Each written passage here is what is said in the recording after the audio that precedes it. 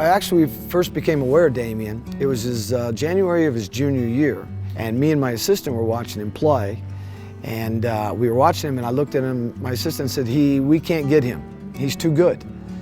And he says, but we're the first ones to recruit him. We're the first ones to offer him a scholarship. Let's just keep going until he tells us no. And I told my assistants, I said, if we can get one, I like this guy. He's going to be pretty special. We eventually went over to his home and met his family and mom and dad and sat down, did what we call a home visit. And it went well, and Damian committed to play for us after that home visit. His mom and dad did an incredible job of instilling the values, the integrity, the character that you have to have that is important, and the work ethic. They're kind of, I call them old school parents. Damian developed an old soul early, and he's an old soul guy. We figured out pretty quickly that he was going to be very good. I didn't know that he was going to be 6th pick in the draft and Rookie of the Year and All-NBA. I didn't know that. The Portland Trail Blazers select Damian Lillard of Weber State University. He's an unbelievable ambassador. He does more for our university, for our community, for our program than he even knows that he does. And any chance he gets, he's going to promote Weber State, Ogden, our basketball program, and from that standpoint, he is priceless. When you're making the kind of money that he's making, it can change you. And his response to making the kind of money that he's making is, I got to go work harder now to prove that I am worth it. And that's an old school, old soul approach.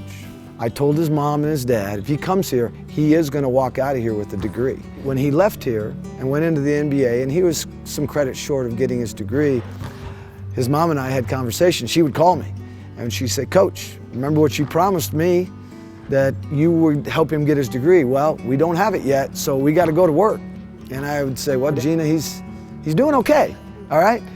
And she says, we want that degree. He came back one summer, and he knew he wanted to do it, and it was a goal of his and his mom. And when he graduated and walked down the aisle and everything, it might be as happy as I've seen him. I wanted him to play because I wanted him to get a degree. I wanted him to go to college. So this is the big prize. This is the gold at the end of the rainbow. When he saw this line, he came out of my office.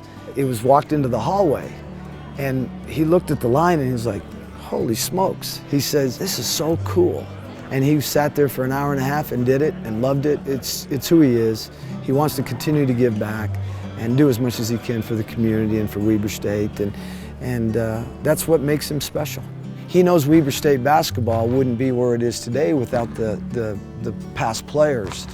It's got a great tradition, it's got a great history, and it was really important for him to honor that and to bring all these old players back. You know, Damian doesn't view himself as any more special than the other guys that played in that game. So history and tradition is extremely important to him, and that's why he wanted to start this a few years ago. On behalf of Damian receiving this award, I know I can't speak for him, but I do know this, that this is an extremely important and valuable award to him, and one that he is going to cherish. He would want to say this, that it's not him alone that got here to be where he is today. It's everybody here in this room, the people in the community, the people at Weber State, his teammates, all the fans. This is a community and team award that he's accepted, because there's no question he knows that he wouldn't be where he is today without the help of everybody that's sitting here today.